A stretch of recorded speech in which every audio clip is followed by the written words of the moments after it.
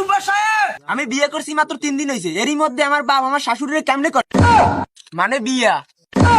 তোর কপাল হবে লাথি দেবো, তোর কাছে কে ভাত কাপড় চাই? কিরে সবুজ, কামটা করলি? আরে মাতুব্বর সাহেব, আর লজ্জা দিয়েন না, সেও আমারে চাইছে, আমিও তারে চাইছি, তাহলে সমস্যাটা কি? এটা কিভাবে সম্ভব? আমার বাপ যদি আমার শাশুড়িরে বিয়ে করে তাহলে আমার বউ তার মায়ে হয়ে গেল না, আর আমি তো আমার বাপের আগে থেকেই চলছিলাম, তাহলে আমরা দুজন জামাই বউ ভাই বোন হয়ে গেলাম না? এ বাবা, তুই মেনে নে না, দেখ যদি চলার মতো হয় তাহলে মেনে নে। কি এরে মানিনি? আমার বাপের শ্বশুর বাড়ি আর আমার শ্বশুর বাড়ি এক জায়গায়, আমার বাপের শ্বশুর বাড়ি আমার শ্বশুর বাড়ি তাও একই জায়গায়। আমি দুঃখে মইরা যাই। আচ্ছা, এরপর যদি আমার একটা ছেলে পেলে হয়, আমার বাপের দাদা কবে না নানা কবে?